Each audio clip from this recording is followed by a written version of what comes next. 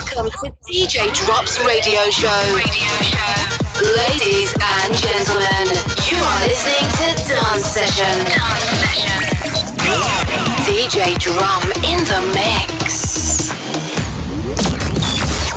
Welcome to DJ Drop's radio show. Turn off the world. Turn on the music. Ladies and gentlemen, you are listening to DJ Drop's radio show. And enjoy your tropical jam with Emmanuel. Near FM 90.3. The best tropical vibes in the world.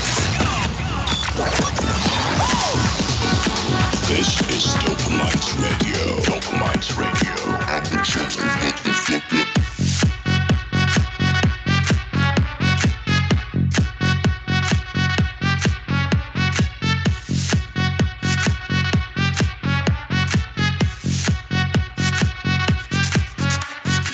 What's going on, but this is a pretty nice intro. I'm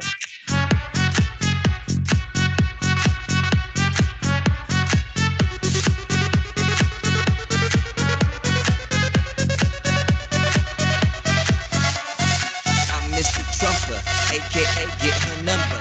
No, I will never love her, I just really wanna fuck her. I'm always causing trouble, right after I hit another. Yeah, I'm a Trumpster, motherfucker, I'm so good. Mr. Trump, motherfucker. Happy Thursday, come on in, chat board. Bring it in, cheers. I got a Bang Energy drink, everyone's drinking coffee. Chevy, what are you drinking right now? I was drinking a Rockstar. Oh, what color? Yeah. There it is. Oh, one of those like flavored strawberry kiwi ones, huh? You can't really see the flavor for some reason. Strawberry but kiwi. It's a sour. Oh, sour, yeah. Sour green apple. Bless you. Chevy, studio, live. Welcome to the show, brother. Thank you. Oh, to have you. We are in the Tiki Bar here, and we all see each other on the table. We have Brian Nice. Brian, welcome.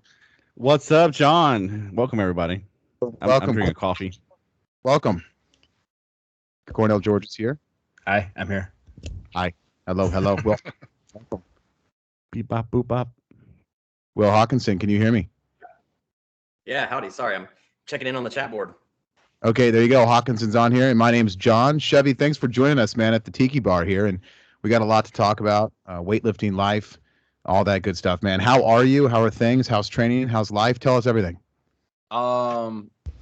Moving this week from this apartment to Hayward, so that's going to be an interesting move. So CalStrength's having an opening up a new location in Los Gatos. So no we're way. going to have two locations now. We're going to have the mothership down in San Ramon as well as Los Gatos location. How far away is that?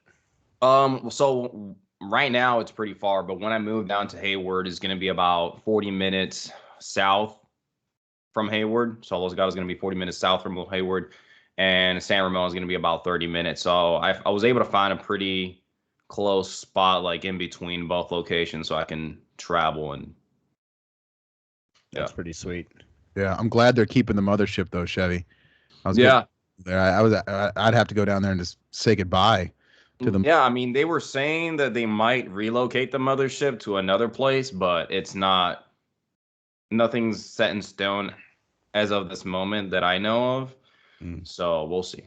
Okay. Yeah, when I did my level 2 at Cal Strength, it was right before the remodel, and Dave was talking about potentially moving that one, but then I guess he decided to remodel it instead. Yeah. I'm glad you guys are keeping the mothership, and I got to get out there to the new one. See you guys open. That's awesome. Yeah. Good stuff. Yeah. Well, thanks for. I don't know when it's going to be finalized, but I know that November through December it should be opening up officially to the public, Cal Strength location. So we'll see. Should people not talk about this? Is this like on the low right now? It's not like it has to be a secret. I mean, the more people know that we're gonna have another location, the more people can start like, oh, hey, I want to book some sessions down there, or I want to come down and train on those guys' locations. When is that opening up? So, I don't know if Dave's against me talking about it, but I don't. We won't tell him to say anything. Well, let's go around the table really quick. I want to know what everybody's drinking real quick. Hawkinson, what are you drinking? I'm actually going Cherry Coke Zero. I try to cut off caffeine at a decent time. Call me weird, but I don't accidentally drink energy drinks like Brian. I do all the So you time. know that does have 45 milligrams of caffeine in it. That's chump change. Hey, there's some caffeine in there. I know Brian Knight just always just Brian, I'm on you, man. I'm gonna be your wife on this, man. I want your heart healthy. You're drinking too many. No. I just buy them a lot. I don't drink them all the time. He's a collector. So honestly, my son steals them from my mini fridge in the back of the office. So I'm drinking coffee right now. Central Time, it is 8:25, and I'm halfway through a blue raz right now. So I'm spicy, so I don't know if I'm gonna sleep. But hey, we'll do like a 2-hour show. So Cornell, what are you drinking? I am double fisting. I've got a key lime LaCroix and a silver bullet. Oh, Let's go. you're drinking. Oh, yes. Balancing out hydration and dehydration. Hashtag health. Chevy, do you drink alcohol? Not as often as maybe other people. I'll drink maybe once a weekend, but that's at most what I'll do. For the most part, we crack them open on Saturday after our big session, and that's about not much. I've been a little bit spoiled being out here, being in the capital of wine, so close to Napa Valley and all these really nice wineries. So I've been a little bit of I don't know, experimenting and trying different wine spots out, doing wine tastings on the weekends every now and then. So I'll do a wine tasting every now and then, but I try not to do it too much because, as you know, alcohol does inhibit protein synthesis in the body. So it's not necessarily great after a heavy session on a Saturday to drink alcohol. It makes your body not recover as well. Mm-hmm. Yeah, I mean, Brian, Hawkinson, Cornell, really everybody on the team is, there's no real drinkers, occasional beer here and there. We're so obsessed with weightlifting. This is like an intervention for Chevy. Hell, Brian is like, holy smokes, there's so many people here at the table. Is this an intervention? I say, yeah, it's an intervention because you're addicted to weightlifting. So yeah, I feel like if this is an intervention, I should be in the middle. And I'm not. So who's in the middle here? Brian. Yeah. This is actually an intervention for you, Brian. Thank you. I probably need it. And the problem is we're totally not trying to get you to stop weightlifting. We're encouraging it. So maybe it's the opposite of an intervention, whatever that is. Maybe a celebration. Will Hawkinson, you admit we're all super fans of Chevy here. Are you? Oh, yeah. Big fan. That means a lot. I appreciate it. Super. Fellow 81, double my numbers. Let's go. Super. I actually met you in Vegas once, but I was like too nervous to talk to you. But I was, I think it was the meet you just weighed in for. Yeah. A couple years ago. The Vegas International one. That one, I had a lot of fun in Vegas. Yeah. And the coach for the day was saying that he didn't want you lifting because you were dancing a little too much that night before. Yeah, I was I had a lot of fun in Vegas. You know what they say, what happens in Vegas? We'll just leave it there. Yeah. Chevy, let me ask you a question. How much of your life do you dedicate to weightlifting? For the past 10 years, all of it. Okay. So you're committed fully. Like when practice is over and you step off the platform, you take the shoes off. Yeah. Your daily schedule, your life consists of recovery, staying focused, and then moving on to the next session in the future. Yes, sir. To be honest, that's the only way to do it. If you're going to try and make international teams, you have to full send. You have to commit as much of your time to, like you said, recovery, training, proper mindset. And that's kind of, I also started my own podcast. It's called Chevy's Corner. So we're gonna say that this is a Chevy's Corner coffee table collab today. So I might ask you some questions too, just to make it interesting, because you guys are always on the question, on the interviewing side. So maybe it's time you guys start answering some questions. Put us in the corner. Yeah. Let's do it. And we all love weightlifting. And chat board, by the way, we haven't said hi to the chat board. Hi, everybody. It's a live show. Chevy didn't even realize it was live, but it's live. And Okay. We're all addicted to weightlifting there. No, it's interesting, Chevy. You really go into it with just being fully committed. Um, when you lift, Chevy, I have one more question for you. Then I'm going to open it up to the rest of the boys here. And Mm-hmm. I know you wanted to dive into a pretty deep topic that I want to get into. Pull some layers back here emotionally. But when you lift, training competition, what's your approach? I mean, are you lifting upset and pissed, chip on the shoulder, middle finger to the world? Are you lifting confident, almost to the line of cocky? Are you lifting happy and joyful, sad and emotional? Like what is your aura? What is your vibe? Where does your mind go when you're attempting big ass weight in training? Interesting. I mean, you mentioned a couple of different scenarios there. You mentioned competition, you mentioned training, and then you discuss a couple of different mindsets possible, which is being, having a somewhat of a big ego and being extremely confident as well as being emotional. So there's different ways to approaching it. I think that primarily the first thing you need to do, or the first thing that I try to do when I get to the gym, is kind of disconnect from whatever is going on in my personal life so that I can focus entirely on a training session. Oh wow. Coming into a heavy training session, or just to the gym in general, and allowing the weight that it's on your shoulders that is placed from the day-to-day life responsibilities, as you, for example, you're a father and your husband, and you got a lot of responsibilities outside of the gym besides just being an athlete.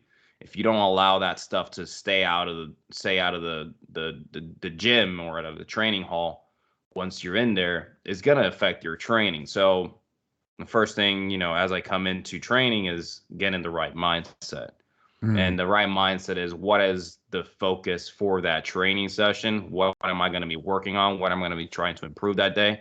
When it's a max out session, the primary focus is always going to be full send. There's no questions that need to be answered. It's just do everything you can to lift this shit. And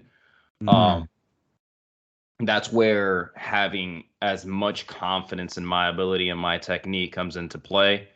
I've had, I'd say, about 3 major injuries in my career. 2 have been in my right quad, and 1 has been in my kind of like spinal shoulder area. So every day when I come into the gym, I'm getting in the right mindset of like, all right, I need to focus on what I'm trying to get better at today, or full send, right? But then comes into the rehab and reactivation process of getting my body prepped and ready to go for that session. And then as I am, lifting the bar and assessing what is bothering that day, I'm creating a relationship with pain. I am understanding where the pain is coming from and what needs to be done for that pain to go away. Dealing with injuries, as you may know, you have to be on top of your rehab and prehab stuff each day coming into training. If you don't, the pain is going to keep accumulating to the point where you're no longer able to do your training. So that is a focus. When it comes to big, heavy lifts, I try to focus entirely on my technique and my movement, and just focusing on tempo, patience, and activating the right muscle groups at the right time. So basically just being one with the bar, connected with the bar, feeling out the positions. And that goes all the way down from the bar to 130, 140, 150 snatch. I'm trying to make every rep as similar as possible, bar path wise, extension, catch position, and if something feels off, then go back down or stretch a little bit more, put a lacrosse ball wherever that tightness might be coming from. I feel like I'm a pretty good competitor. I've competed internationally 7 times now. I've made. I don't consider the Las Vegas trip as a team that I made. So technically it's 8, but the Vegas trip is also an international competition. So technically I'm 8-time Team USA. But because I didn't compete in the Vegas one, I just weighed in and they counted it for my Olympic qualification process because of the whole weighing in and whatever. Mm-hmm. But I've Road been reports. able to maintain a decent enough performance in the 81 class to maintain myself relevant in the sport over the past 3 years. But I need, in many ways, to increase my total and increase my, my competitiveness level so that I can reach that next level, which is international medal contention. And especially in 81 class where it's so stacked, we have Mm-hmm. at the Pan American level, we have Harrison, who's one of the best weightlifters in the world.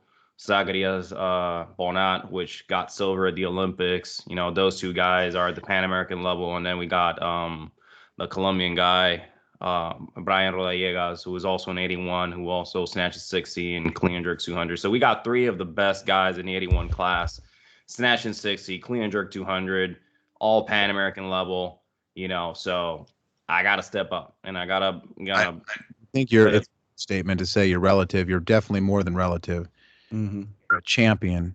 You're a great hero for Team USA. Like I said, we're all fans of you, and you're very inspiring. You've got a lot of people in the sport of weightlifting, and you're a champion. So you're much more than relevant. And you're being humble. I respect that, but you're much more than relevant. Do you think that getting better, as we are all striving to, everyone at the table here and chat board and the thousands of people listening around the world, so we can relate to that? Millions. In my eyes, billions billions of people Oops. listening across the world. Billions. That's a lot. Do you think you just need more? Why not? Just shoot for the stars, baby. Let's go. I like your attitude. Billions. Let's Joe Rogan, watch out. My eyes, Chevy, you just need more time. Where's your head at as far as getting better? Is it just more time under the bar? Look, you're a young man. Just more time, more hard training. Where's your head at with that?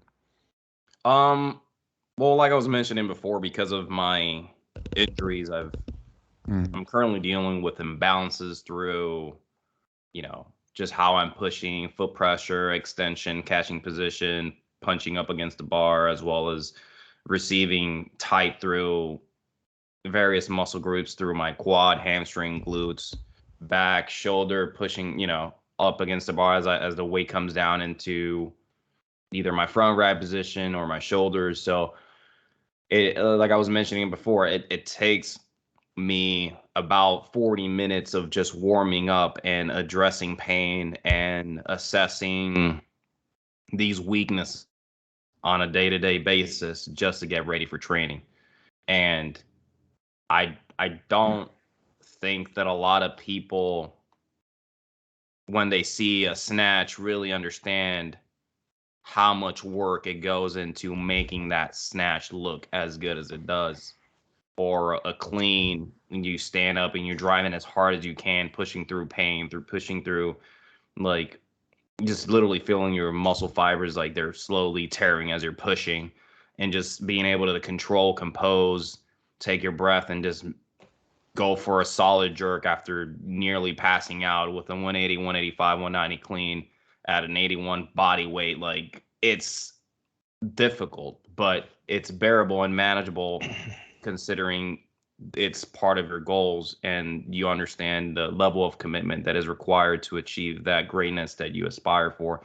And in that case, that's where I find myself aspiring for, just reaching that level of competitiveness where I'm able to fight for a medal at a Pan Am or qualify for Worlds, and again, and fight for a medal at Worlds, and, shoot for the Olympics. Like, to understand that, and to understand that to reach that next level, you have to push through so much pain day to day.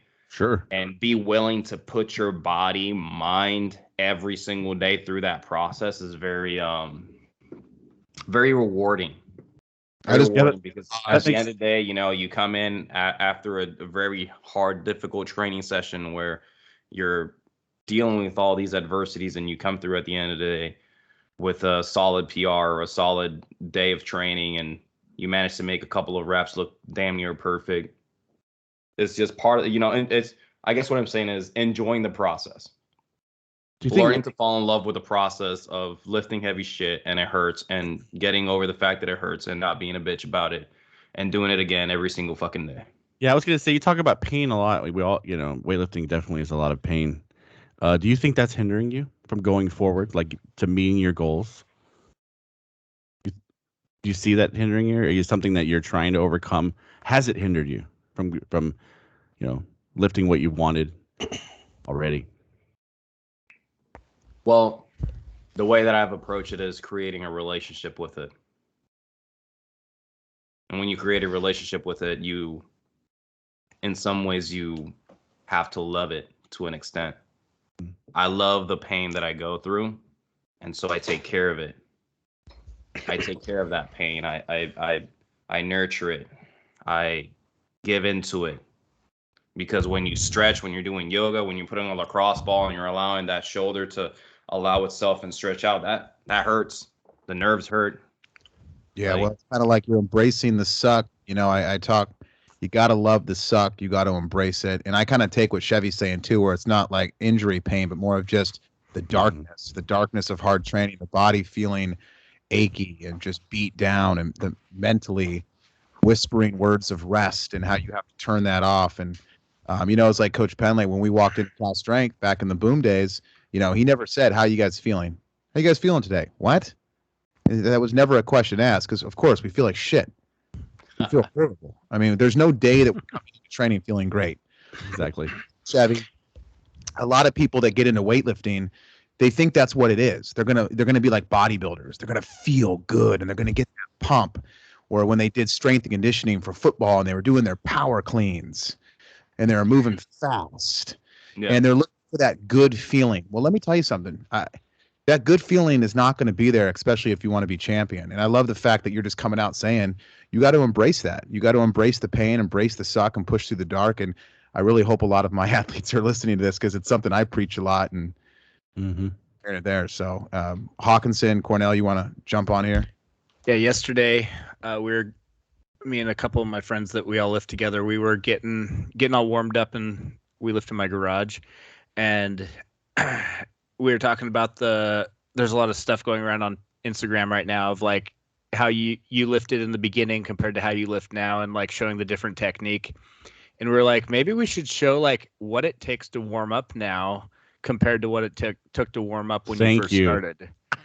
Like when I first started, it was like you could get there 5 minutes before, like if you're in a class, like 5 minutes before class, and basically put your shoes on, do a couple jumping jacks, and be ready. And now it's like we have to have so many tools. We have to have the lacrosse balls, the Theraguns, the cupping set, the scraping set, all the different like numbing ointments and all of that kind of stuff just to get ready to go out there. Yeah, I feel it. And I think it took, you said about 40 minutes. We were in there for 30, 40 minutes. Like in between sets, I literally sit on a lazy boy so that I can rest. So. It's true. It's true. There's a whole nother mindset. Like, am I going to be a champion, or am I just going to do this recreational? You got to know what's coming. Yeah, I love what Chevy said. Sorry, Chevy. We're just kind of peeling back everything you said, because you dropped so many knowledge bombs and gave great advice there. I love what you said too on having a relationship with pain. That's fascinating, because you know that you're not going to feel, you know, some days you're just not going to feel great, and you know you got a hard session in front of you, and even if you stretch and do everything you need to do, the body's just not going to be you know, in great spirits for weightlifting. So you build that relationship with it of, you know, how do you do that? I mean, when you're in the dark and you're in a hard session and your body's just really broke down, talk to the viewers on where do you go? How do you get through? You know, because there's a lot of lifters, I'm just done for the day. I'm just not doing it. I'm just gonna call it today. My lifts don't feel that good. I'm not hitting the percentages that I'm supposed to. Mm-hmm. Coach is a butthead because he really thinks I'm supposed to max effort clean and jerk right now. How dare he? Yeah, right. No one's watching. I can stop. So how do you get through that, Chevy? Well, you said no one's watching, I can stop. That's pretty funny because when no one's watching, I work on the things that I know I should be doing better, as opposed to not. I don't necessarily don't follow the program. I just modify what's on it to better fit my relationship with the technique. So there's a there's a model of technical application that must be followed by every individual, right? The extension, the sequence of extension and the tempo off the ground into the power position, and then exploding through your triple extension, which is, ankle, hip, and knee joints all exploding up into the bar as you pull and get yourself onto the bar, right? But when you're warming up, you have to feel that pain as when you grab the bar, like, oh, my shoulder is leaking forward, or I have this pain, and go back into it. And that's more of the physical aspect. When I was talking about earlier about creating that relationship with pain, and you brought that up again, and I guess think about it as a woman. When your woman isn't happy, when you got to figure out what's going on, right? You there is I don't think that analogy is as correct as I would like it to be. Let's go back and step back for a second. Mm-hmm. Let's step back for a second and let's change that analogy. Okay. I like Because it. each individual person is its own person, and you can't necessarily figure out what's going on with someone else. That's their responsibility. Pain is something that comes from within, and it's your responsibility to fix your pain, which is your body, your mind, and from here stems the reality that we have to be accountable. We have to be accountable. We have to take time to address where, like I said earlier, that pain is coming from. If it's physical, if it's mental, if you're going through whatever mental adversity you're going through in your mind, you have to take the time to read positive content to feed your mind, and listen to people that inspire you. That's gonna feed your brain with positive stuff. Um, I love that. you have Oh, to so when you're in the dark place. why you got to cut the cancer, Chevy? I'm sorry for interrupting. That's why you got to cut the cancer in your life. People that are negative, people that are in your life bringing you down, negative comments, negative this. Mm-hmm. Yeah. People that might be partying a lot. Sometimes you gotta cut yourself away. Yeah. And surround yourself with what? Oh, sorry, Chevy, you're getting me jacked up. Continue. Yeah. So that's things that you can't control, though. You can't control the opinions of others. You can't control what people say. You can only control yourself, and that's where accountability comes into play. People are going to be negative regardless. There's going to be people that are surrounding you, that are with you day to day, and they're just waiting for you to fail. Mm. True. And there's going to be some times where you're in a training atmosphere surrounded by people that you think want the best for you, but in reality, they're just insecure about their own success, and in the back of their minds, they want you to not be as successful because they're trying to control something that they can't control. Absolutely. Therefore, as an individual, you shouldn't never have expectations over others to have a behavior other than to be respectful of you if you're in the same training atmosphere. But don't you think you can set yourself up in a situation where you can cut out some cancer, train with people that you vibe off more, surround yourself off the platform with people that motivate you more, maybe a certain team? Obviously, you chose Cal Strength, you're a Cal Strength soldier, etc. Don't you think that you have the choice to do that? You have the choice to train where better fits you as an individual, regardless of if, there's going to be, okay, so each individual person that forms, quote unquote, a team has their own difficulties and adversities and reasonings why they might come in the day and not be feeling their best. And they might say something that rubs off you the wrong way, and it has nothing to do with you. It has entirely to do with how they're feeling, what's going on in their life. And that's one of the things where I'm trying to say is like, you set a frame of what you allow other people to you set the frame of how you allow people to treat you, but then you can't control their thought process or what they're going through, right? Sure. You set the frame like, all right, I'm not going to allow you to treat me this way or to talk to me this way. Other than that, whatever you do on your personal life and whatever you're going through personally, that's your problem. And weightlifting is an individual sport. So surrounding yourself with positivity and encouragement, it's a great thing. But it's more important to be encouraging and positive for yourself because you're the one that's lifting the bar. It's no one else, you know? Right. It doesn't matter. It doesn't matter who's in the room. What's matter is the faith and the belief that you have in yourself. Do you on those lines? Do you think though that a group that you train with, like, makes you better or makes you worse? Like, do you think? Let's say you have a training partner or two that you train with day in, day out. I would say a lot of those times we can credit those people by pushing us to the extra 10 kilos that day where we didn't want to squat or we didn't want to snatch, 120, 130. We didn't want to touch those numbers, but they are the ones that helped me mentally go there. And I see it a lot on our team. So do you think it's as a lifter who works out with or trains day in and day out with those one or two people or two or three people, you have that relationship with them. Do you think it's our responsibility as individual lifters to dig in during those sessions and push each other forward positively, I'm gonna answer that with kind of like somewhat of the same answer I gave, but from a different angle, which might help clarify what I was trying to say. I've had a couple of training sessions with multiple great athletes at Cal Strength and throughout my journey as a weightlifter. And there's been occasions where either the training partner that I'm training with or myself is having a bad day. Technique's off, strength is off, body's feeling tired. Sure. In that moment, I need to disconnect. I need to disconnect from either right, the energy that person is experiencing and putting off because of them having a bad day, or disconnect from not giving that person my negative vibes and what I'm experiencing and ruining their training session.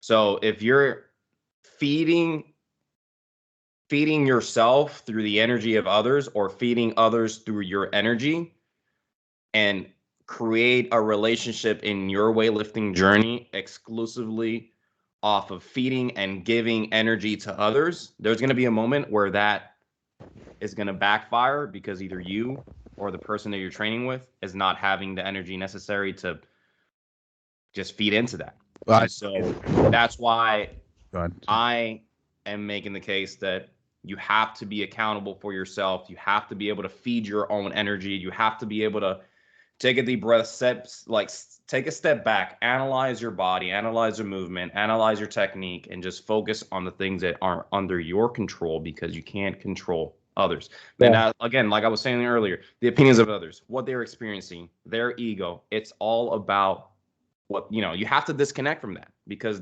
if you start feeling like, he had a bad snatch and he's throwing the bar and he's doing this, he's doing that, and let that affect you, then you're doing your job as a professional athlete. I mean, in your case, you're not. I don't know to the extent that you train. I don't know if you go to Masters Worlds. I don't know. But if you're just doing it for fun and you're just lifting heavy shit with your friends, sure, feeding off that energy is awesome. But if you're doing this as a professional athlete, you need to be accountable for yourself and yourself only. Sure. Yeah, I think you can have the program, you can have the coaching, you can have the team, you can have Kelly Starrett working on you, you can have the sponsorships, the massage therapist, all that. And I love what Chevy's saying here, because at the end of the day, it's you in the bar. At the end of the day, you got to hold yourself accountable. And I like that too. For us, an online team here, boys, when you go in the garage at 9 o'clock after a hard day and it's just you and there's nobody on the Google Hangout, Where you at? Will Hawkinson, you know, after dinner, your wife's putting the kids down. You're in the garage squatting. What do you got? Bud Pierce. What do you got? Cornell, Yeah, Brian. I think that self-reliance you were talking on and building on. I came to Cal Strength in February of last year, and it was like on a random Tuesday night, and nobody was there. And as soon as I was done training, it was about the time you were walking in to get ready and start training and stuff. And it was a pretty miserable Tuesday night in terms of environment and just getting in that second or maybe even third session of the day. I can't remember. And I think it was that same fuel of relying on yourself to be able to go in and do it on your own with really not even any music playing that night or none of your fellow teammates, the normal gym goers and some of the football guys were there, but it was just you and you knew it had to be done and you just kind of took care of business. And I'll say as a side note on that night sticks out to me because like you hear and like, John always talks about Donnie saying you have to always move fast, but that was like the first night where things clicked. I was like, okay, this is what fast means. Now that I see like Chevy in person lifting, I was like, this is fast. This is how I need to be. So just props to you, man. And it clicked for me there. And that was a fun night. And it was encouraging to see you attacking that and kind of that, like you're saying, feed your own energy. And you had several misses that night. Off, I think it was like mid-block snatches, but you kind of waved back down, waved back up and got the work done. So that was awesome. It left a mark on me. Thank you, man. I really appreciate that. It means a lot. Yeah, so many people don't know. I mean, don't ever hear about those sessions, right? The third session where it's you going in, it's you putting your shoes on by yourself. That's what it takes. That's awesome. Well, hey, speaking of shoes, I know you've been changing shoes from what I can tell a little bit here and there. Maybe over the past year, I've noticed, like Cornell and I were talking about it. I think it was Adidas for a little while. I've noticed some ROM 2s. I think ROM 4s in there. So I guess it's a two-part question. What's up with the changing of shoes, and what's your all-time favorite shoe? This question's from my boy Gio. Yeah, and Chef, don't leave Adidas. Come on, baby. Three stripes. I've They all had come back. most success with Adidas Leasings. I was able to snatch 151, 152 with those, and clean and jerk 186. I hit 191 in the Pan Am's 2019, and I was able to hit 191 there with that weightlifting, with that shoe at that weightlifting meet, the Pan American Championship. It was called a press out, but who cares? I put that shit overhead. So 191 for the win. And Gladiator League. Sorry. Let's go. And then I've snatched 155, I think, with the Adidas too. In terms of why I like changing shoes, I just like the drip, man. I like I love it. I like changing shoes. I like changing my style. I like looking fresh, and I don't know. I just sometimes don't like wearing the same shoe all the time. I just sometimes like want to switch it up, want to change the foot pressure. Dealing with injuries, like I want to feel like I'm pushing my body in different ways through different heel heights. That way, I'm able to know that it's not the shoe, it's me. Wow. That's awesome. It's not the shoe, it's me. I'm the one lifting the weight, and I'm able to adjust and make changes according to my technique. The shoe is going to change the technique depending on the heel height, and you have to adjust to it. And it's that process of going from a lower heel height to a higher heel height, and then that change makes you train, I feel like, the foot pressure in different ways that allows you to be more successful overall. I mean, I found success with it. I was able to snatch 160 with the Sabalels, which are the lowest heel height weightlifting shoe produced by Nike. Around 0.5 heel height, comparison to the 3s, 4s, and 2s that have 0.75 heel height. The Velazas, I believe, have 0.9 or 0.86, something down the lines of that. So it's definitely higher than the 2s, but not as high as the Leastons. The Leastons are 1 inch heel. Right? Yeah, an inch heel. Sabalels are barely below that. And then we got the 2, 3, 4s. They all have the same heel height. And then the Sabalels have the lowest ones. And then I've used also the Addy Powers, which I believe has 0.75 heel height. And I got another fresh pair of weightlifting shoes that I haven't used out, if you guys want to see them. But I just haven't used them yet because I'm focusing on Show it. Yeah, on we're the ready. weightlifting. Yeah, feels these are good. old school Adidas, but I haven't used them yet. Give me a second. Dun, dun, That's awesome. dun. John, didn't you You used think to they're change shoes are they at 08s or are seminars? they 04s? What do you think? I'm gonna go 04s. So, Of course. That's different. as a Ja- so uh, every seminar I'd go to, I wouldn't bring my shoes on purpose. So when I showed up to the seminar, I would just ask somebody, "Hey, anybody Oh, have?" the 2000s, we were off. Oh, bro. These Oh. are so fresh. Yeah, yeah. Like these are fresh. I didn't even know they made those new, or are those from they 2000. they don't. Those are No, almost no. These are from 2000. I Yeah. had 2000s. a friend of mine sent them to me. They're my size. I haven't worn them yet. I literally haven't worn them yet because I'm waiting for after the AO finals to start using them. Oh, how do they look so new? Look at those things. They look brand. Oh, dude, they're so fresh, dude. You have no idea Those how are nice. clean. So Yeah. those are the so ones with the tongue that Jason White has. He wants to give Oh, or sell dude, me. yes, and they It's got like that 3 soccer straps cleat tongue. Hey, we should take Chevy over to the Jason White's garage. He'd Yeah, be no Yeah. kidding. with close. But yeah, Hawkinson, I'd show up to seminars and just say, "Hey, who's got 10s?" And I just wear random shoes, man. It's for the fun of it, experience different shoes. And You didn't get COVID? this is back in the heyday, Brian. You crazy. But that's interesting. I want to touch on something really quick on what Chevy said earlier about waving down, stretching for 40 minutes, building that relationship with the bar. And correct me if I'm wrong here, Chevy. What? This is my opinion, and I feel like we're kind of aligning on this, but I want to get yours if I'm off on this for how you approach this. Is, when I give my athletes a program, I want them to do the program. But to do the program, it's kind of like Candyland. There's different paths. You can go up then down. You're going through different mountain ranges. There's more than one way to skin a cat to complete the program, to finish the program. There's more than one way to achieve the program. If that's smaller jumps, bigger jumps, max effort lifts, for that day, it might be max effort, or you might be feeling hot. As far as warming up goes, cool down, missed lifts, made lifts. Do you want to try it again if you missed and take another shot at it, or just say, hey, I tried it. I did the program. I tried it. It's not happening, so I'm going to move on, et cetera, et cetera, et cetera. I don't want to ramble. My point is you have the program, but we talk about holding yourself accountable, building the relationship with the bar, and really the sport as a whole, and being able to achieve that program the best way possible for you, because every athlete is going to be different. You said the word my technique. I like that. You didn't say technique, right? You said my technique. I really like that because it's very individual. You seem like a very individual athlete. And the thing is, and to that point, and I'm go ahead. Yeah, buddy. You need to be able to be successful regardless of what's going on surrounding you. Yeah.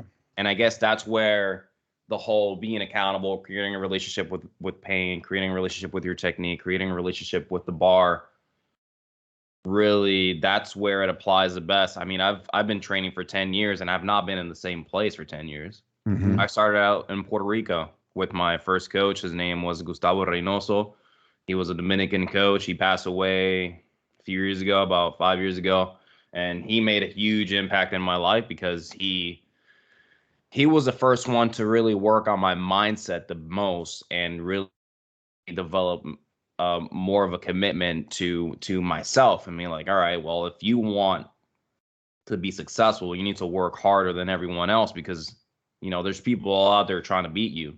Yeah. And I became fairly successful in the sport in about 2 years. I was winning junior nationals in Puerto Rico, and I got first place 3 years in a row in the University National Championship, which is, I'd say, the second highest tier competitive competition in the island.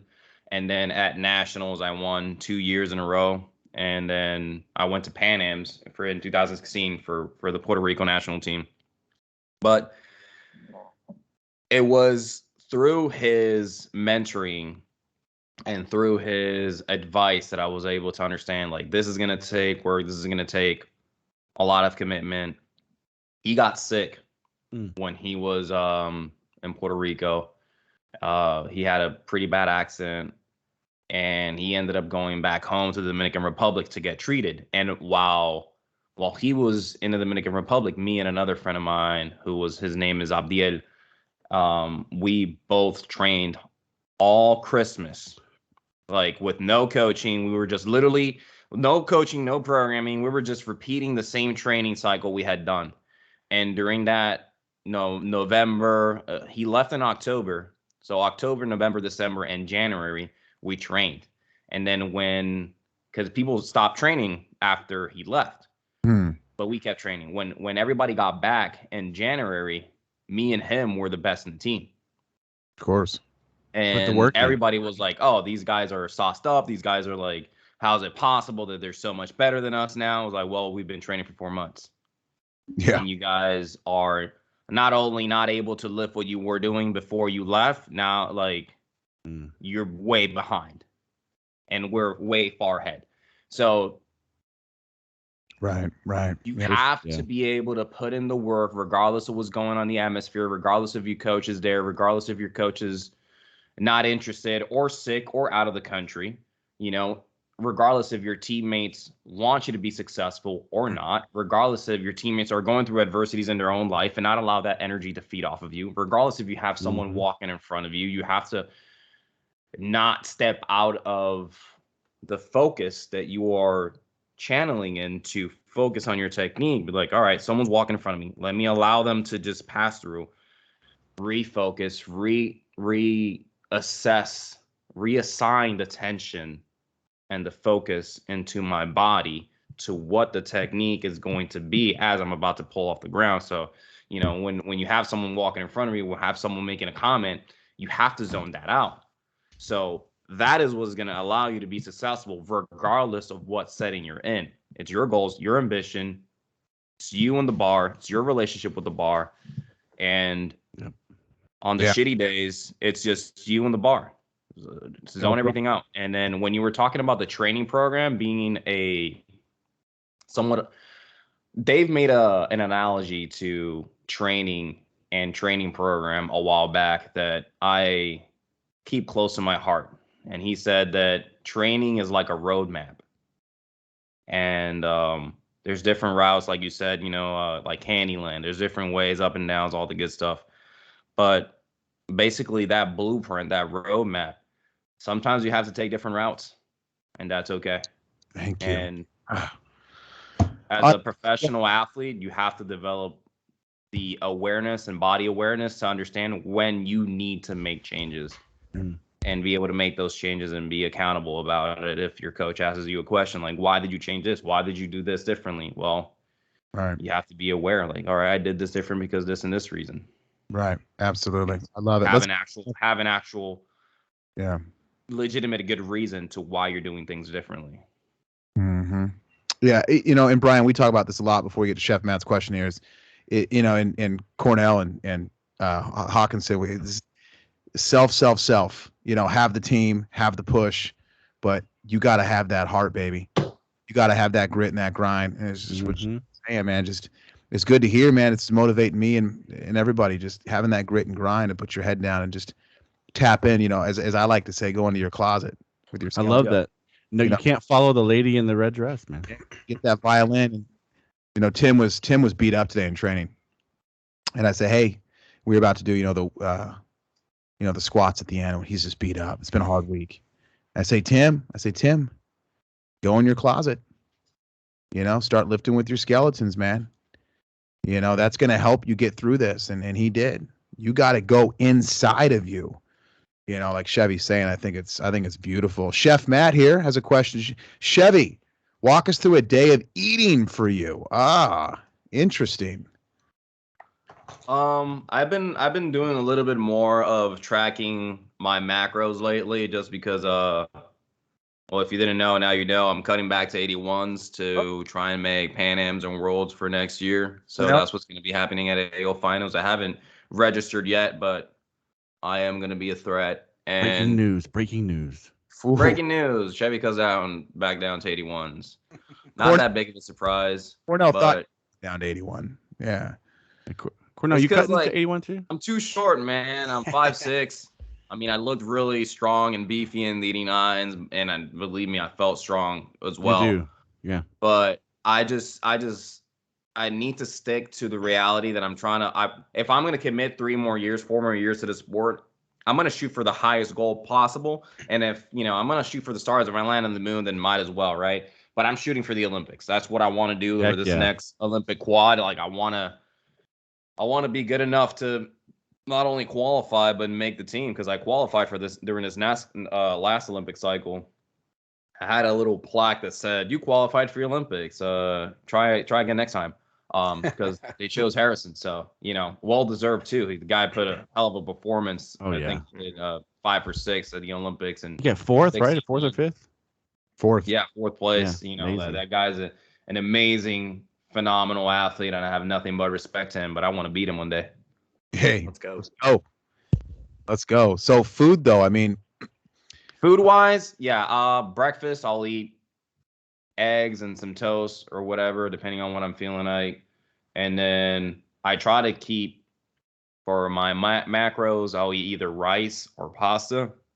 Lately, I've been leaning more into protein enhanced pasta. So I've been eating like black bean pasta or chicken pea pasta or whatever has like hella protein in it per serving. So 22 to 24 grams of protein on just the pasta, and that's without the chicken and whatever. Sometimes I'll do like low fat sauces and low sodium sauces just so I can focus more on the macros coming from the protein and the carbs of what I'm eating, and reduce the sodium and fat from these like sauces that are really aren't like that sodium and fat that comes from those sauces aren't really doing much to you, just hoping you retain water and whatever. But so that's it. So protein, either chicken, steak, or fish. In terms of carbs, rice, pasta, or potatoes, or sweet potatoes, or Brussels sprouts. That's where I go to. And then if I'll do Brussels sprouts, I'll do them with bacon. I'm always trying to have a lot of just meat overall throughout the day. And then I'll drink 2 to 3 protein shakes a day, depending on how intense my training is. Donnie would get mad at me, and I never forget. I was putting my protein scoop in, and this was pretty early on in the Cal Strike days. And he just looked at me. He's just really upset. I go, Donnie, what's wrong? He goes, brother, you really putting in 1 scoop? And I said, yeah, it says 1 heaping scoop. He goes, brother, you always put double in there. So he made me put 2 in there. It was always double up on your protein. And I love the fact that Chevy's putting down multiple drinks down throughout the day. Chevy, I just got to be real with you. Do you do fast food? And if so, what's your go-to? Fast food, I've tried it out a couple of times. I'd say since I've been here in California the past 3 years, I've gone there probably 5 times. I'm not a big fan of fast food, but I will say that Wendys, which is across the street from Cal Strength, is probably my most visited fast food locations. Yeah. I enjoy the Baconator. Yeah. I enjoy the Wendys chili. Oh, Their fries are on point. yeah. Frosty? And Frosty? Yeah. the Frosty, you gotta get the Frosty. It's So- not- Gotta get the Frosty. It's almost time. I don't know if you have it, but I'm a 4, maybe 5-year card holder. End of the year at Wendy's, they have the Frosty keychain, Corn Yeah. up, baby. and every time you order anything, you get a free Frosty. Oh my yeah, I got God. the keychain. Yep. I got the keychain this year. So Freaking awesome. yeah, I feel it. But I haven't been going there too much because I've been just trying to be more on point of my nutrition and just be more more disciplined in that area so I can have better successful training sessions. So when All about Wendy's, by the way. We're North Family Wendy's. That's our go-to for fast food. Spicy nuggets. They brought them back. I mean, Too good. Sorry. when you went up Chick-fil-A is to also pretty good, but it's too far away and the line is too intense. So Yeah, In-N-Out and Chick-fil-A, the lines here in California are ridiculous, and I understand that it's good, but it's not good for you. So it just makes no sense. Like, what is this? Is this like, why is this a 20 line car just waiting for some In-N-Out or some Chick-fil-A? Just I don't get it. I don't get that either. much. It's too much. I don't know, infatuation with fast food here in California, or at least in the Bay Area where I'm at, and I'm not a fan. When you bumped up to 89, were you able to fill it out, or was it one of those things it was hard to stay there? The most I weighed was I believe 89.5 at some point. I never got to 90 kilos. Maybe one day after like stuffing my face. When I was in the process of going up though, I did eat a lot of Panda Express. Panda Express was definitely my go-to. Double And orange, I would eat bean rice. orange chicken with the Teriyaki noodles, chicken. Yeah. teriyaki chicken. Why'd you say coming up, Chevy? That's an interesting comment you made. Like coming up in the rankings and coming up in the kilos. Is that because, the money was a lot tighter? You were just a young, chip on the shoulder, hungry kid who wanted to be champion, so you're just doing anything to eat. And now that you're more established, the foundation is there. You have a career. You're a professional athlete. You're making better choices. Is that what you meant by that comment? I don't remember when I said that and what was the context. Oh, I just thought you said when I was coming up. I probably think he meant when he was coming 89 up in weight. kilos. Coming up in weight. 89. Oh, I thought you said when you're coming up, like the rankings. No, yeah. So It's when funny you say that. when I was moving, I guess the right word instead of what I said would be moving. Okay. Moving up in weight class. When I was moving up in weight class, I was starting to eat more Panda Express, and yeah, I would definitely stop at Wendy's more than once a week. But well, what about that shit will catch up to you? Like it's not necessarily the best food or calories for your body. Also, Fairlife chocolate milk. If you haven't had Fairlife chocolate milk and you're trying to bulk up, drink one of those per night. It's $5, but who cares, right? Gains are gains, and you need all the gains you need if you're trying to. You can get if you're trying to. They do sell the chocolate protein Fairlife in individual sizes at Costco, where you can get like a 24 pack. Oh, So that's definitely like the second I'm done squatting, I grab one of those like every night. Have you guys ever heard of that gallon a day bulk technique where you drink a gallon of milk a day? That's we've talked about it. Yeah. Tim Walker on our team, obviously you guys know, but Chevy, Tim Walker's on Team Attitude Nation, and he's a head strength coach for a really great K through 12th grade school out here. And he's got a huge refrigerator, and he gives out chocolate milk all day to his athletes after they train. Just here's your chocolate milk. It's a little to-go, little Costco type chocolate milk container. And I just love that you guys are talking about that. And I remember being at Cal Strength before we left to Muscle Driver. We drank a lot of chocolate milk back then. And, I want to talk about that actually. Yeah, Dave Spitz. I don't know if you guys still are, but we were sponsored by Muscle Milk, and so we were doing a lot of the muscle milk and all that kind of good stuff. And so Dave was just real big on chocolate milk and the muscle milk and all that kind of good stuff. So let's talk about that. But I do want to ask you one quick question though. Going back to what I said, I kind of been interested, even though I messed up on what you said. I was mistaken. I do want to know, coming up in the rankings, before you were a professional weightlifter, first few years in the sport and so on, did your diet look different? I mean, how was that? Well, the reason that I'm dialing in a little bit more now is because I have less room for error.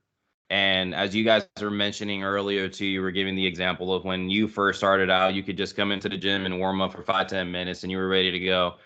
Same thing now, like I don't have the ability to just eat shitty food and expect to have great results. I need to do every single thing possible. Everything has to be measured, calculated, and it comes starting out with the mind, right? Your mind has to be right, and then everything else has to be in tune with what you're trying to do and be successful at. So I guess I would say that before I knew how to eat, but I didn't measure it as much as I measure it now. And I wasn't as aware of the macros. I was like, oh, this is some protein pasta, I'll just buy it. Oh, this is some chicken, I'll just buy it. I would cook it, I would eat it, whatever. But I wasn't as on top of my macros I am now, considering the weight cut. Got So I it. got fairly heavy after nationals. I was about 88 kilos. So now I'm sitting around 83, 84. And I'm fairly comfortable. I'm able to snatch 140, 145, clean and jerk 180.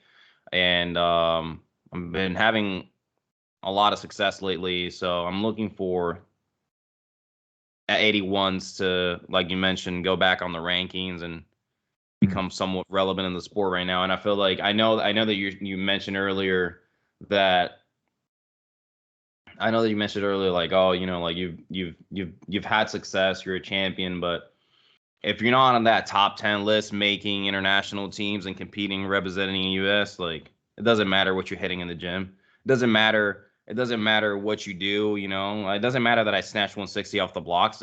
When I hit it on the platform and it gets 3 white lights, that's when it counts. Right. Yeah. And so I don't care about who's lifting heavy shit in the gym and who's posting cool shit in the Instagram. See me on the platform. Let's see who's the better competitor, and then we'll talk. Let's go.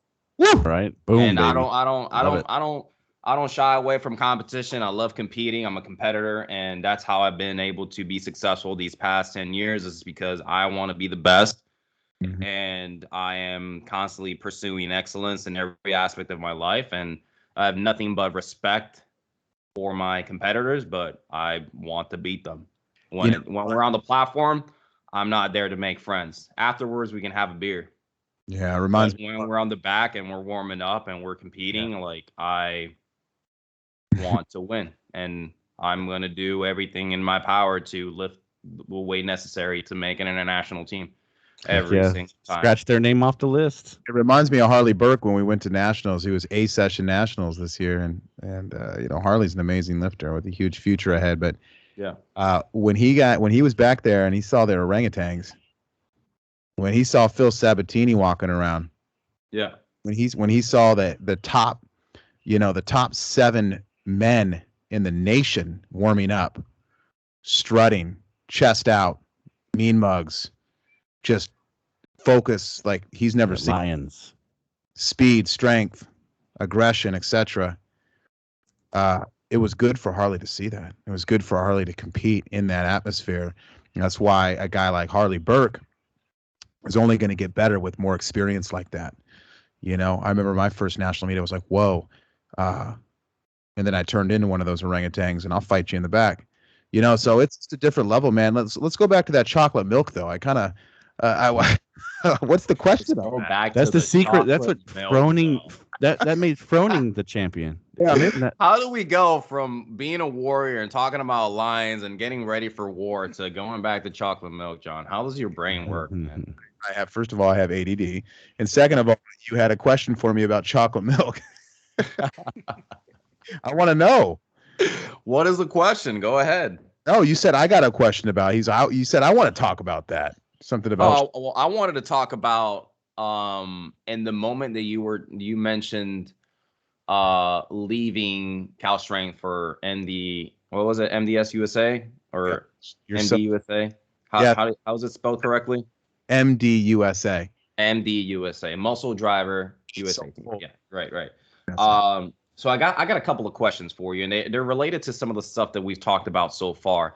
So one of the things that I know of you, because this is probably our second time ever talking, is that you are driven through external motivation of yelling Shankle for heavy lifts and writing it down with chalk on the ground, looking at it, and then getting yourself hype up. This is something that has wandered my mind as the most interesting thing I've ever seen an individual do. And then after hitting a heavy lift, I think I saw a video of you stomping Shankle's name on the ground. Am I correct, or is this wrong? Did this actually happen? Did you stomp the Shankle name? What is it, guys? The snatches and snacks. Snatches and snacks where you blow them up. The KO. Yeah. Yep. And then you stop. Yeah. So my question is, why? Why Shankle? Why his name written on the ground? Why stomp on it? What do you have You know, against this man? If he is your inspiration, why do you make it seem like there's a war between you and him, and that you are in some way just using his name and what he represents to inspire and motivate you as an individual? well, I think you hit it on the head at the end there. You know, that's what it is. It's not competitive at all. You know, it's not going against Shankle writing it. It's a sign of respect towards Donnie. And I write Penlay and have written Spitz many times, and other people in my life in the sport of weightlifting. I would say probably Shankle is probably the most written on the floor there, but it's a sign of respect. That's what it is. And you know, Chevy, you mentioned emotions and relationship with the bar, and just I feel like you know you're pretty keen in your feelings, and you seem to me like I'm an emotional guy, which I like. And so I'm similar to that. You know, I'm an emotional basket case. You know, I'm very sentimental. I'm a very sentimental. Ask my wife. I go back to see my childhood home, and I just start bawling. So, and I think with that sentimental mindset, I just, you know, I I think about Donnie, and it just motivates me. It just puts me in that mindset where I just feel inspired and confident and driven, and it takes me to certain training sessions with him, you know, that I find very important, um, very special training sessions. So it just puts me in a good mindset to just lift big weight. You know, same with Penlay and Dave Spitz and everybody else I ride on the floor. So it's a sign of respect and just something that just motivates me. And I'm grateful. You know, I'm very grateful to Donnie and Glenn and Dave and everybody who have been in my life. And it's just kind of showing them, hey, thank you, because I wouldn't be here without them. And that's much the answer there. So only sign of respect. There's no the stomping on that video. I was just really jacked up, and I was just kind of stomping it, and I just, you know, I don't really know where my head was at with the stomping in that particular lift. I think it was more of just it was the meth pipe. Yeah, I was choosing to stomp the meth pipe that was in front of me. It was before I lifted. The video doesn't show. I was talking about how I quit drugs, and I put the meth pipe on the ground by Shankle, and I chose Shankle and weightlifting over drugs. That's what that was. And so that was kind of a stomping of the drugs to move forward in life type situation. Putting down the pipe and picking up the bar, baby. Good That's question. right. Yeah. So I have a question about that. So you're pretty vocal, like when you lift, John, and that's your thing, and a lot of people have adopted that because it's pretty, you know, it's pretty motivating. It works. Chevy, you're not as vocal. I know in a lot of your videos I've seen, which is fine, right? Lots of people are not vocal, but what? Donnie, But what? Donnie? No, Chevy. Like, what if since you're not as vocal? Like, what pushes you at that last moment, right? Because a lot of people who adopted the a yell or a grunt or something. Do you have like a moment where you that mind, like, you know, we're going down deep. Like, do you think about a certain scenario or a, you know, because let's say if you don't yell Shankle, you don't see it in front of you in training, but you're about to hit like 48 as you're, you know, or 44 in snatch or something. That's, you know, up there, and you know, in that number. Do you have a moment? What's your that last thought, or is it all technical? Good question. When I'm approaching the bar, I like to just focus a lot on just my breath. I like to breathe a lot. I like to just like I'll step back into kind of like as I'm approaching the bar, I like to step back kind of like and just breathe. And just take a deep breath, feel it through my lungs, get my chest upright, and just feel kind of like allowing the breath and filling up my spine as I'm breathing up, and then as I'm releasing air through my mouth, like just allowing that tension to go away. It's more of a process of clearing my mind out of negative thoughts, clearing allowing the ego to suppress and for the confidence to rise. Mm, Yeah, there you go. I like it. And so as I'm taking a deep breath, I'm in tune with my body. I'm in tune with what I need to do. I'm in tune with my technique. I'm in tune with what I'm feeling. And I'm zoning out and clearing out everything else that is in the room. And clearing out everything else that is in my mind. And not allowing anything to create a distraction. When you allow emotion to dictate how you approach certain things, and you're very riled up in how you approach certain things in life. Let's say you're driving and someone cuts you off, and you just Sure, yeah. you start yelling and getting very angry. You start yelling Shankle. Um, just kidding. But you start yelling, you start getting all upset. That can lead to you making bad decisions. And I have come into a personal decision to be in more control of my emotions and my feelings when I'm approaching the bar and when I'm approaching my training. Mm-hmm. Because emotions and feelings come and go. Some days you're feeling good, some days you're feeling bad. Yelling, screaming, hyping yourself up sometimes isn't enough. Sometimes isn't the right approach. Sometimes an exaggeration of emotion isn't what your body needs. Sometimes what you need, and most of the times, at least for me, is to just calm down, take a deep breath, be in tune with your body, be in tune with your mind, and just perform the technique to the best of your abilities. Yeah. Technician, I like it. I think that's pretty individual though, because I've tried to do that and never worked out well for me. So, I think that if you're an individual who is kind of more like a cloak off, let's say, who just really likes to get it going out there, you got to do what you got to do to lift big ass weight, and that's just And period. that's where Attitude Nation comes from, right? Is that Good. extravagant right. way of approaching the bar with what you created. It's interesting too, because I was just on a podcast, and I don't know when it's going to drop, because every podcast I'm a guest on takes 9 months to come out, because it's all recorded, which we just go live here, which is nice.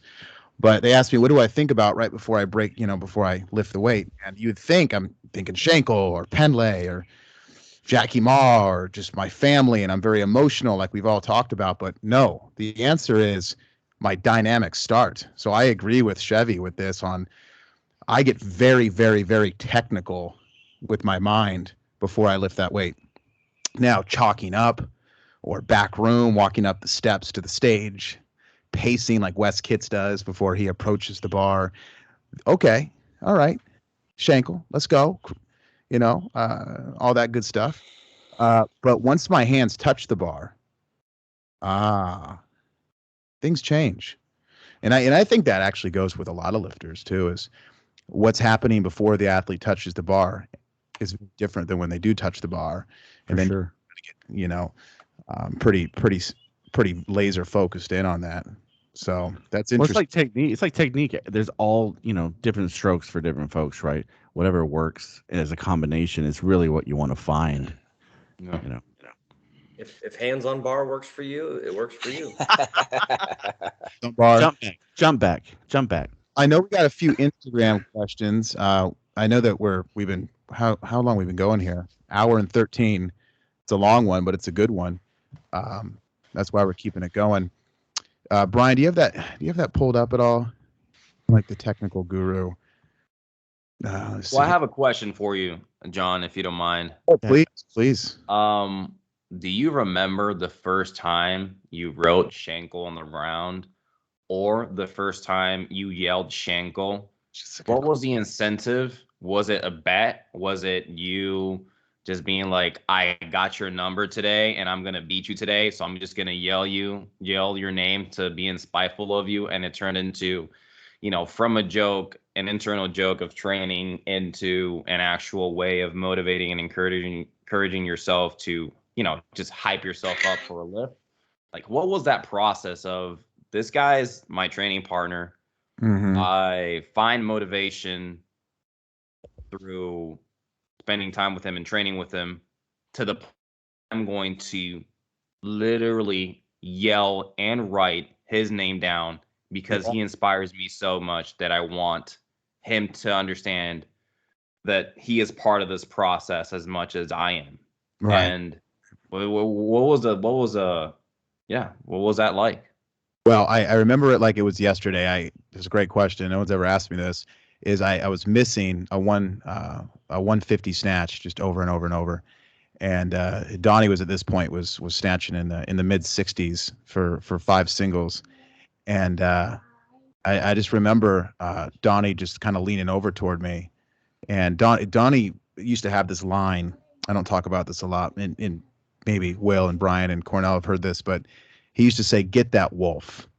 And what that means is when he's lifting, he envisions himself running down a wolf in the wilderness, catching it, and then slitting its throat.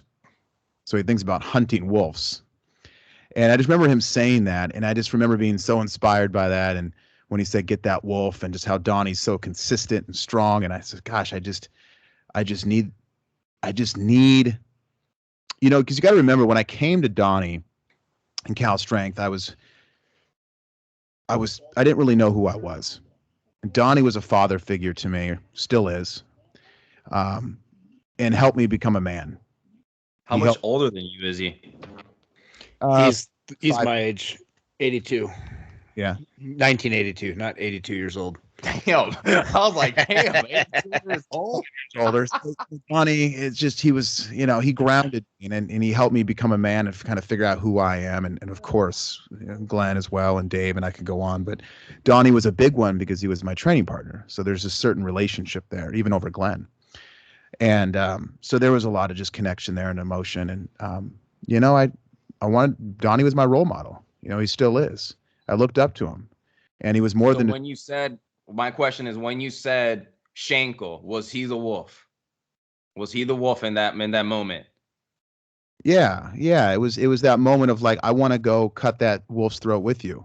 Like, I want to go on the hunt with you, Donnie. Like, don't go hunting without me anymore in the snowy wilderness. Like, I want to go with you, man. Like, I'm here on this journey side by side. Whatever you say goes, and I want to do this with you. And I think it was just me saying, hey, let's go hunt these wolves together. So that's my answer, man. And nobody has ever asked me that question. And you're kind of tapping into some emotion right now that's, even hard for me to talk about. So I appreciate that question. It's okay if you cry. Yeah. We have 3 questions, John. Nick Tolbert asks, this is for Chevy, how many times have you hit a lifetime PR in order to win a competition? Or have you done that? That's a good question. Well, my first competition internationally, I went to compete in the Pan American Championship in Colombia, and I was part of the B group that time. I hit a lifetime PR at that time of 167 clean and jerk combined with a 135 snatch. It's about 302, I believe, or 292. 135 is 295, give or take. Yeah. No, I'm talking about the total between 135 plus 167, 302. Yeah. So I had a 302 total. 167 was a PR clean and jerk. I had hit 135 at nationals previously, and that was to win the B group. So not necessarily win the competition, but I won the B group. And my first Pan Ams, that was pretty amazing. I went 6 for 6 in my first international meet. That was pretty dope. Dang nice. Yeah, that was pretty dope. And then when my first university nationals here in the United States, literally that next competition coming up after that competition, I hit 171 clean and jerk combined with a 138 snatch or something down the lines of that. It was 2016 University Nationals, excuse me.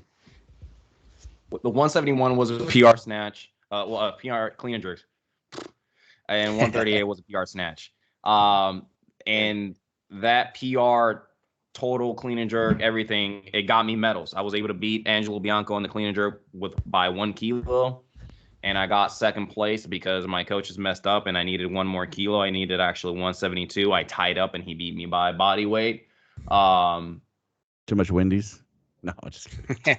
No, at that time I wasn't hitting Wendys. I was pretty good on my nutrition. I was 77 at the time.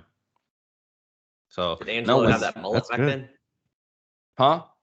Did Angelo have that mullet back then? I don't remember, but he got really good after that. Then he went to Pan Am's and got a I think it was a silver medal or something on the clean and jerk at Pan Am's as a 77. So he got really good. You didn't fall down. You didn't fall down. You got good too. You didn't fall down. Yeah, well, he just got better quicker than what I did. And then at another university nationals, I hit another solid PR on the 183 clean and jerk at the 85 class. I was competing against another university athlete. This was 2017 universities, and a 183 clean and jerk, I believe, was to try and win the clean and jerk.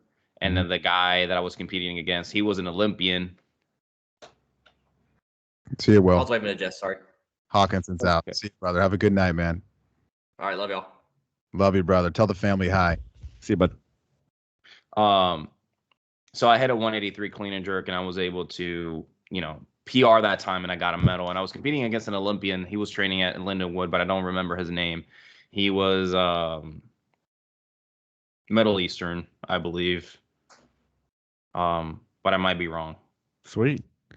Yeah, that's good. Those are good moments. I got Yeah. PRs. There's been a couple of other moments that I hit PRs to win, but those are probably the most relevant ones. 6-for-6 performance at a Pan Am's, winning, the B group, and going head to head with an Olympian and beating Angelo Bianco. He's one of the best 77 lifters of the U.S. in a minute. So, those were pretty cool moments. For everybody listening, good example also of know your numbers, right? Have a weightlifting journal, know your numbers. I mean, look at the Chevy just knocking them off. This meet, that meet, hit this, hit that. I mean, every athlete in the sport of weightlifting should know that. Hey, what'd you do last meet? What's your all-time best snatch? What's this? What's that? What place did you go here? Know that. Write that down in your journal. That's good to know. I just got off the phone with Andrea and having the phone conversation tomorrow with Ben Johnson for their meets this weekend. And I'm asking a lot of tough questions as far as numbers, comp, training, this, that, consistency. She did very well with answering, so it sets us up for the opener and the strategy. But some lifters that I ask these questions to, and they have no idea. I think my best snatch is this. I think maybe I did this in comp. And it's okay if you're new. I get it. I'm not coming at you. It's all right. But I'm just saying it's a good example that Chevy makes here without even really doing it on purpose, of just knowing your lifts and your background in the sport. And it's going to help forward as well. Guys, we only have like 3 minutes left. Any other questions from Cornell, Brian? I got a real quick one. I know COVID kind of throws everything off, so this question is semi-tainted, but I know how much John used to compete back in the day when he was at Cal Strength, but how often do you guys compete, like signing up for local meets and just hitting up little stuff like that? Not necessarily peaking and that type of stuff for big competitions, but just jumping into stuff. Question. Doing local meets is really up to us. I mean, Dave doesn't incentivize it in any way or kind of really care for it. He won't show up to a local meet if I go to a local meet because he doesn't care about that stuff. He only cares about going to international meets, and he already has a lot of responsibilities and burden on his shoulders, so he doesn't have time to be wasting like that. So it isn't something that I particularly do a lot. I've only done one local meet here in California since I've been here, and it was the Money in the Bank like 2 months ago, and I hit 140 something, 147 snatch, 180 clean and jerk in the 89 class. I was weighing around 87 kilos, and basically the same performance that I had at nationals. So I'm looking forward to repeat, those same numbers, probably maybe a little bit higher at AO finals and at the 81 and move up from there. But primarily we just go to the big meets and we focus on that. 2019 was a crazy year for me. I competed internationally about 5 or 6 times, and it was a really, really intense year. Yeah. But ideally, if you're making international teams, you're just going to focus on the international competitions. You're going to avoid potentially going to local meets and nationals if you're already at the national caliber. We got to get Chevy into the GWL next year, have him with some money. Heck yeah. I love it. I have one more, John, if the time permits. Go ahead, and then Brian's got one question, and then I got my famous guest question for you at the very end, and then we'll sign out. What's up? We were talking about earlier about mindset and about, the different things that motivates us as individuals. My question is, what motivated you during your career as an athlete to, once you found that why and you kind of found guidance in Shankle and Dave and Penley, Mm-hmm.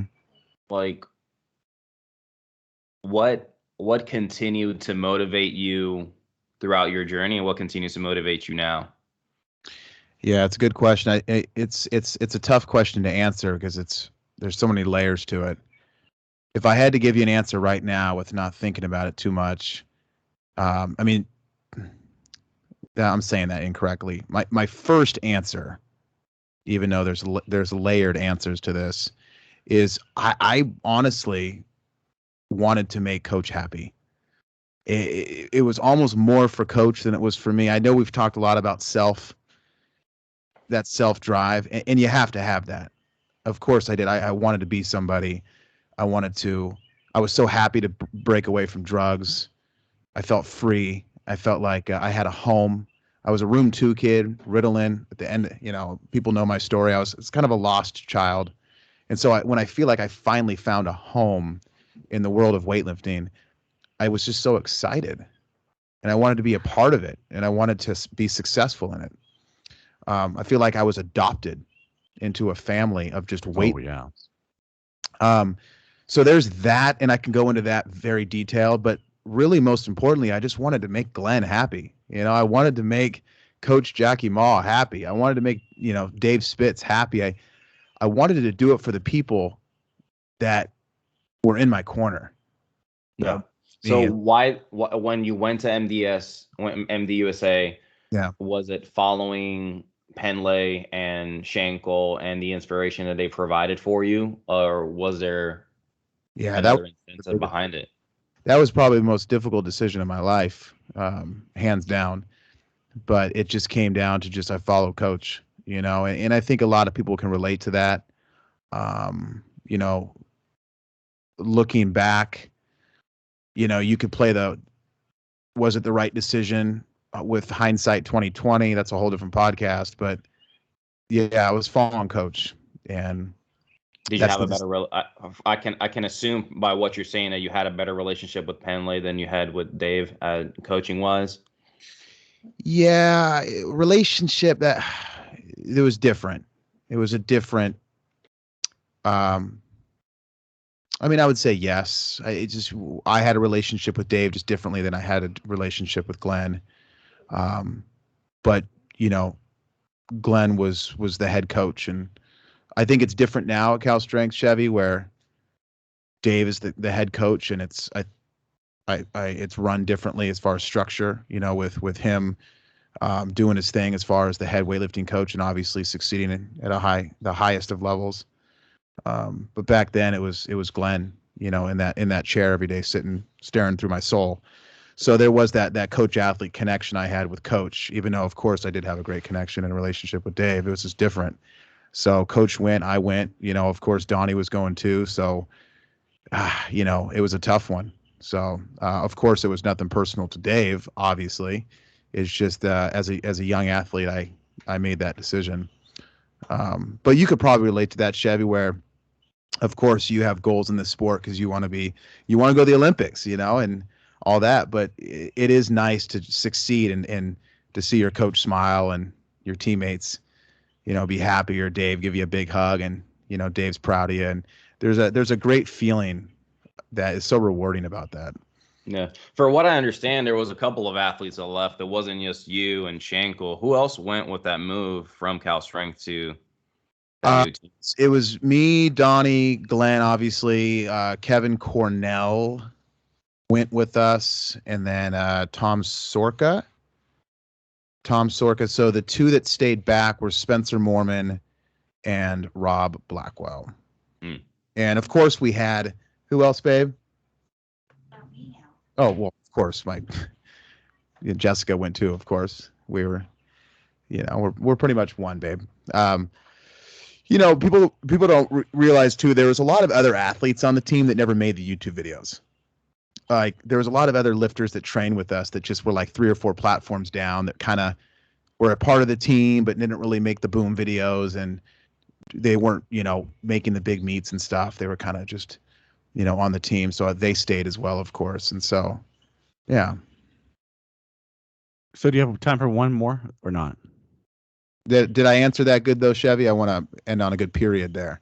Dude, that's I mean, it's your own personal experience. I have no say on whether your answer is good enough or, if it's lacking anything, because I wasn't there. Yeah. So it's a good... I don't know what was your experience with Dave. I don't know your relationship with Glenn. I don't know your relationship with anyone. So, this was your opportunity to kind of just bring some clarity to that situation to me, because I don't know, Wow. So it's and I think you nailed it on the head there too, is my relationship with Glenn. So in my weightlifting career, well, I'll even say this, in my life, I've never been closer to anybody than Glenn. So my relationship with Glenn was extreme. Glenn was, a father to me. I talk a lot about Donnie and his influence on me. Glenn is light years ahead of me and Donnie's even relationship. So, when Glenn decided to leave, even though it wasn't like I just said yes, I will say. I mean, it took me multiple days to sit down with Jess, and like I said, it was one of the hardest decisions of my life. But with Glenn being like a father to me and being so close to him, the answer was, okay, coach, I'm going to go with you. But so yes, we were very, very, very. I was the last person he talked to before he passed away. I should say as far as on the phone, in the world of weightlifting and all that. Of course, he had his mom and his pastor there and stuff. But yeah, we were very close. Yeah. So, yeah, looking back, it was a no-brainer. I mean, looking back too, I mean, it's even though it was. How much money did you make when it was a tough decision. When you changed from Cal Strength to that new team? What was the money difference? Because I know that there was some money involved. I just don't know the extent of it. So I was making $1,500 a month At Cal Strength. No, it must have. Oh, okay. Yeah, so I was making $1,500 a month just to train. I mean, it's every month. So I mean, it wasn't anything crazy. I was on the. Did you end up making Team USA's while you were out there? Like, what was your legacy like? And also, I'm asking this with all respect. I don't know much of your legacy. I just know about the Cal Strength videos. We have a poster of you in the gym. Okay. I mean, I know that you made international teams. I don't know how many. So yeah. This is just a genuine. I made international teams. I was on Team USA all the way from my Cal Strength all the way through Muscle Driver and then all the way through MASH. And then yeah. So yeah. Do you remember off the top of your head how many international teams you made? 4. Okay. Yeah, 4. So yeah, probably could have kept going a little bit longer, but it's again, now we kind of go into the craziness of my life back then with money and fame and traveling, and it got wild. Let's put it that way, Chevy. It just it really got wild. If I would have just basically just hammered myself to a platform and just trained full time and didn't do seminars and camps and AWF and a billion other things, running a gym in Charlotte, etc. There could be maybe a few more tacked on there, but I don't want to bore the listeners because they've already heard my story. But no regrets. It's life. I've learned. I'm a better coach for it now. And the guy like you, with your following and what you've done, you got 10 toes down and Olympic bound and train hard and take responsibility for yourself, which I love. And that makes me happy because I wish I was a little more of that, toward the end of my career on Team USA. So I appreciate that. And so it's refreshing to hear that. What is your most proudful moment as an athlete? What are you most proud of, out of all the things that you achieved as an athlete?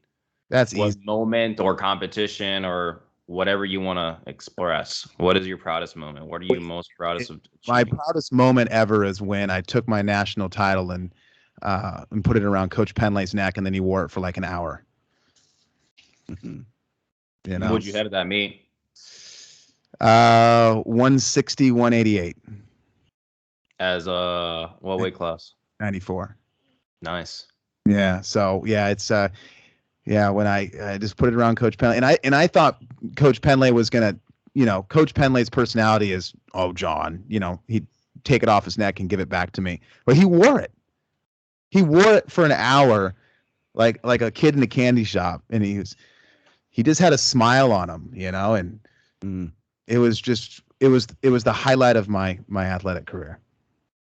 You could tell in those videos that you guys were just like Yeah. family, He was so happy. I've never seen him just. It was just so cool to see, man, because he's the one that won that medal, not me. And that was really cool, and I love that. Geez, Chevy, you're pulling the curtain back on me, baby. Hey, I mean, How are you? I want to know about you too, bro. And I'm sure that some people don't know about these stories, Oh, I like it, man. You're gonna be a good podcaster, by the way. You got good questions, man. You tear into them. Appreciate you. Thank you. You keep asking these questions with all your guests, man. Like, that's the thing is being a podcaster is you want to just pull the curtain back, just rip open the skin of the person and just dig deep in there. Well, if we're talking about digging deep, I want to ask a really deep one then. One last one. Just give me this last one. I've been thinking about it for a few days. All right, last one. Then we got to go. My she's looking at me. The kids we're in a hotel right here, Chevy. Sorry, I move into my house on Tuesday. By the way, we're getting close, boys. Yeah. Hey, congratulations. Yeah, we've been in a hotel All for right. months. So this has to do with a few years ago, I found out through social media that you had a very terrible accident at the zoo that basically led to you being damn near dead. You got brought to life by a nurse who basically put all of her efforts into making sure you were surviving until the ambulance came through and you were picked up away, taken to the hospital and resuscitated, if that's even the correct word. You were brought back to life. And how was your life leading up to that? And I know for a fact that you were training for a bodybuilding meet. Mm-hmm. And then that happened, and then you've been on this journey to kind of align yourself with your goals, with what's really important to you besides fitness and nutrition. It's family, it's your wife, it's your kids, it's the impact and the legacy you're leaving in the world. So I know that that's facts, but what changed really in John North's life? Is it still about Attitude Nation and having, or is there something different? Yeah. So interesting about that is, the answer is just, it's simple. It's just God. I got saved 2 weeks before I died at the zoo, and I was actually dead for 16 straight minutes. 3% chance I was coming back to life. And so I was out. I was gone. And I knew I was dead the whole time too. And but I got saved 2 weeks before I died. And that's when my life changed. And interesting, it's opposite, right, Chevy? Usually it's you die, you go through this life-changing event, and then you come to God afterwards. Mm-hmm. Where I was opposite. I got saved and then died. And I tell you right now, getting saved was the best thing I ever did. But dying and coming back to life is an easy second, because it just made me appreciate everything so much more. I mean, every day is extra credit. This podcast with you, Chevy, shouldn't be happening. I should not be here right now. And so this is all extra credit, and it's a gift by God. And I wrote a blog after I came out of the ICU, and it was called, God killed me to save me. So, even though I got saved, I was still not a perfect human, and nobody is. But I was doing a lot of, I don't know. I think my priorities were not correct, Chevy. I was going down deeper and deeper into the bodybuilding world. Mm-hmm. Okay.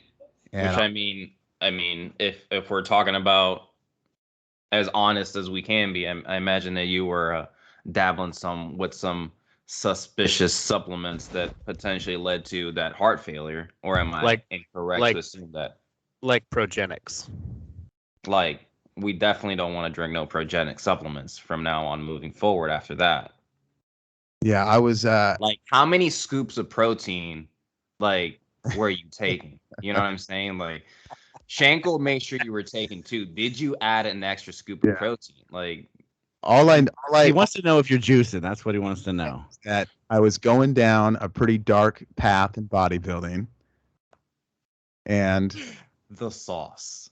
you know He was that not part of USAW. was you know that was kind of a journey that was getting pretty serious. Yeah. Because at the time I died at the zoo, I was actually I think I was like 15 days out from my. When you woke up from being dead, did you lose all your gains? I got fat quick, and there's something about dying that I guess what you go through, your body does something where you put weight on like hard. Damn. I got like fat, babe. You were jacked though. Let's just say it. Beforehand, but no, it's I just think that I'll just keep it simple, Chevy. I just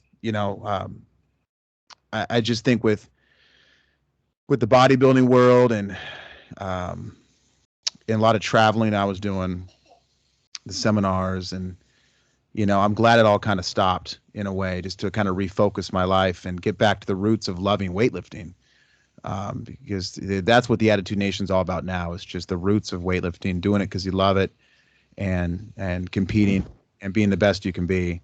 You just get, I think, Chevy, we got to go to the roots. We got to go to why we started and how we fell in love with this sport. And, life can take us so many different places, sometimes good, sometimes, this is not where I want to be. And then we got to get back on track. And I that was a big one for me. So yeah, God changed my life, and that's, plain and simple, man. And I live for God every single day. And that was everything. Yeah. I stand by that, man. This tattoo that I got here on my arm, you can't really see it too much, but you can go on my Instagram and see my videos. This ties into directly to what you're saying, so I'm just gonna bring some light, shed some light upon it, just to connect to what you're saying. It's a man. He's forming himself out of marble, which represents, that we're the marble as well as a sculptor, and we form ourselves into who we want to be, or we stay as a marble, right? So, the guy is forming himself. You can't really see too much. And then I got Zeus up here, and then there's lightning coming out of his eyes, going down into his hammer, which basically translates to God gives us the tools, we put in the work, and in the tough times when we're struggling, God's there to inspire us. Mm-hmm. But it's us. It's us that puts in the work, and God just, eliminates us, gives us inspiration and strength in the difficult moments. But it's, it's our own responsibility, and we got to be accountable. And, that's what I stand by in my day to day. And that's basically what I've been preaching this whole time, is you have to be accountable. And, if you're watching this podcast and you're putting blame on others for your lack of success, or if you're not being accountable for your recovery, not being accountable for your training, not being accountable for the things that you need to do to be successful, and take a look in yourself in the mirror and acknowledge where you could do better. Mm-hmm.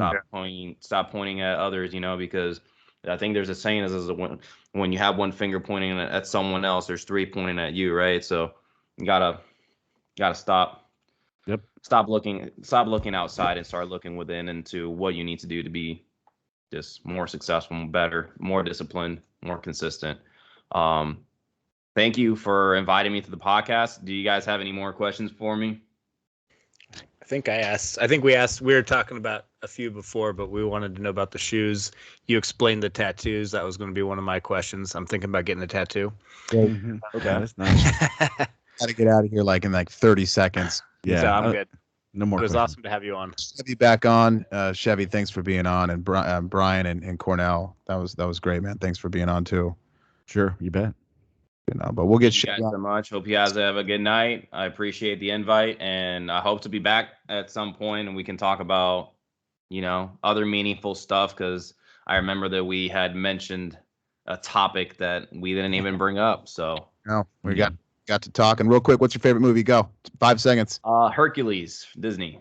Hey. Nice. We'll see you guys. Chevy, thanks. We'll see you guys. Salute. Salute.